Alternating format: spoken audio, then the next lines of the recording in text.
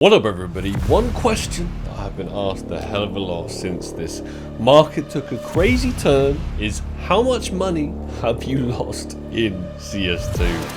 I haven't wanted to find out the answer to that, quite frankly, but I figured it would make quite an interesting video, so I'm gonna delve head first into it today, inspect my play skins, see how much we lost, and then come up with an analysis right at the end of the video. I have a lot of skins that come in and out of my inventory quite a lot, so today I'm mainly just going to be covering skins that I hold on to and like my main play skins. So just before the update hit, some of the skins that I was concentrating on: this Full Throttle factory new, this Full Throttle factory new, this Oligarch, and this StatTrak Oligarch. We'll take the prices around the 19th of October, because that's like safely before the crash. So my factory new Oligarch used to be about 1,500. Now it's about 1,200. My minimal wear Oligarch used to be about 240. Now it's under 200. Both of these Full Throttles in factory new used to be about $500 or so. They've both been knocked down to about $400 each, which isn't too crazy, but that's $200 lost just between these two skins. What I'm probably sure I'll be most sad about is some of these big hitters like this factory new AWP Gungnir. Currently listed at around $15,000, and on the 19th it was around $16,000. I know $1,000 is a lot of loss, but honestly I was expecting more than that. I have 3 factory new Glock 18 fades. They are about $2,000 each. However, on the 19th, they're about $2,500 each, which means about $1,500 of loss just between those 3 skins. This one, which I opened in my AI spends 10,000 video, I was very, very happy with. One of the sickest knives I have ever unboxed, and I got it from a case, not from a trade up. It is of course in factory new, and I know due to the update that this one has been hit very, very hard, because you can trade up to this one now. It's way easier to get. So the butterfly knife phase 2 gamma Doppler is currently around 3,100. Around the 19th it used to be 6,300. that is $3,200 loss on this knife. I also have a lot of very special float skins, but they are of course kind of what the person wants to pay for them, as opposed to a market industry standard for it, because they don't really exist. So things like this number 3 Be The Monster in very low float, obviously it's worth a lot more money than what I'm about to give it, but we'll judge these off the market value. So I think I have probably 4 AK-47 Be The Monsters. They are currently selling at around $1,000 each, and on the 19th about 1,300 each. I would have included all the reds that I saved in storage units over the years in this video as well, but it's too late for that, because I traded them all up to knives in this video right here. Check that out if you haven't already. Enjoy it. However, a skin that's definitely worth mentioning that I actually think has gone up in price, I suspect, as opposed to down, is the Scout Blood in the Water. I have a load of low float ones of these. Obviously we're not taking float into account this video, and these should have been affected in a positive way by the market change, because these are actually now useful to trade up to things. So they're about $150 each, and on the 19th, how have these gone down too? How does that make any sense? Well, that's bad times. I've definitely got at least 3 Eye of Horuses as well, and this Souvenir AWP Long Dog. The factory new Eye of Horus at 825 actually isn't bad. That's a lot more than the last time I checked. However, what was it trading at? 1,200 before the crash. And the Long Dog in field tested is about 350, and it was about 280. Looks like that's a very random one that has kind of maintained its price just fine. Let's get this StatTrak Buzzkill in here. I think this is, yeah, a really nice low special float, like a lot of my skins are, but we'll take it at base value. This is one of those that has to have gone up, right? Obviously, it's not as expensive as its non-StatTrak counterpart because of this trade-up update. However, it's at $250 right now, and it was... oh, how has this gone down to? Maybe it was one of those weird items that got pumped by China and then went back down. I had high hopes for this one, but it's let me down. I have at least 2 AK-47 hydroponics, which are selling for around the $8,000 mark. And beforehand, they were about around the $9,000 mark. So $1,000, possibly even $2,000 loss on those. Some random knives that I have in my inventory that I probably unboxed, maybe. And these are going to be the worst items to check, aren't they? Because the knives and the gloves, they were the ones that were affected the hardest. Luckily, I've never had a large stock of knives and gloves. I've never actually kept much money in Counter-Strike anyway, because the way it works is you don't actually own any of these pixels. These pixels actually have no inherent value.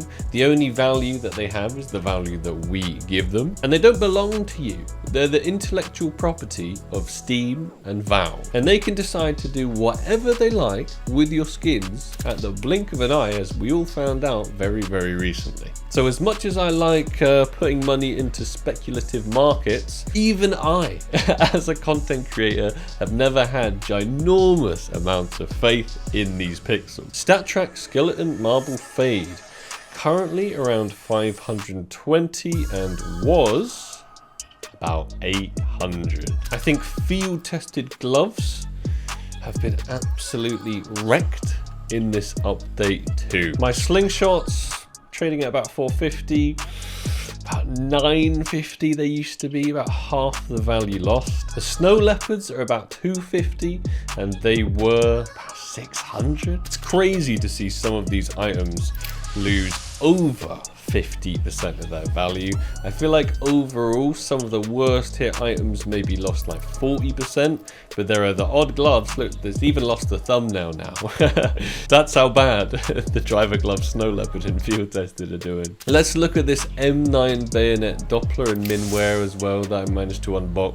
It's currently trading at about $2,000, which is actually pretty good, but before the update, 2,700. I have 2 Dragon Laws right here. Obviously, one of them is the #1 word float. We're ignoring float for this. These have definitely been hit just like the rest of the market, unfortunately. They're trading at just under 13,000 at the moment, and prior to the update, they were about 14 or so thousand. So they haven't been hit as hard as I thought. Maybe 14,000 down to about 12,000, but the market does seem to be recovering slightly. Let's take a look at this minimal wear Imperial Plaids, because I am interested in how the Minware gloves have been hit. They're trading at maybe 450 or so at the moment. They were way more. Oh wow, they were like 1,200 down to 450. I had hoped that the Minware gloves would be hit slightly less hard than the field tested, because the field tested is getting absolutely spammed at the moment. They're so easy to get, and the Minware, you have to be a little bit more precise with the skins you're putting in and make them a little bit more expensive with better floats, but seems like they've been hit really hard too. One thing that doesn't seem to have been hit that hard is the souvenirs. We got to take a look at this MP9 Wild Lily as well, because I know I have at least 2 of those, along with the AWP CMYK and the Fade. The Wild Lily has gone from about 3,800 and it's like basically the same price right now. Okay, incredibly minimal loss on the 2 that I own. Happy days. What about still a collection skin but slightly less old school, the AWP CMYK? It was trading for around 2,100, now it's about 1,700. It should be a pretty similar story with the M4A1S Fade, I'd imagine. 480 right now, and it was at 600. That's because skins like these in slightly newer collections, like the Sport and Field that isn't ancient like the same mark, I think they are a bit more vulnerable to price shifts, as they're just a bit more volatile in general because they are easier to get than something like a Wild Lotus. Let's look at this AWP Lightning Strike in factory new. Was around 700, now around 500. This is quite a prized possession of mine. So factory new M4A1S imminent danger, and there are not many of these in existence. So I'm hoping, fingers crossed, that this hasn't been affected that much. Currently trading at around 7,000, and on the 19th, it was also around 7,000. Very nice. No loss on that one. We take it. However, I also have a little investment portfolio collection of non-souvenir imminent dangers, which are around 1,800 at the moment. On the 19th, what were they? Oh, around 2,500. That is lost. That's over $5,000 in loss for my poor imminent danger collection. And that tends to be about it, apart from the last thing I've put off checking. Oh dear. So I tried to collect every single Karambit Fade minimal wear stat track in the game. Very specific, very random knife. I think there are about 20 of these that exist out there. They're incredibly hard to get, well, at least they had been prior to this update. Looks like I own about 16 of them, but this is theoretically now possible to trade up to. I haven't seen any more pop up whatsoever. There are 25 of these that exist, and the ones that are left, apart from 2, are actually just locked on VACBand account or trade limited accounts, and not a single other minimal wear stat track Karambit Fade has even been created, despite this update having the potential to double the supply of these things. So that is very interesting, and I guess we'll see what kind of a reflection on the price. Actually, are we even able to see? Considering none of these ever get on the market because I own them all, I can't even check the price of these things. The StatTrak Karambit Fade in factory new, amazingly a little bit more expensive despite it being a StatTrak. That goes against all our CS rules of StatTrak knives being worth less than normal knives. Weird. But let's just take a look at the Karambit Fade min wear, and we'll base our estimation off this, and I fear this may be my biggest loss of all of them. So 16 Karambit Fade StatTrak min wears. The standard one was selling before the update for around 3,600. Now it's down to 1,600.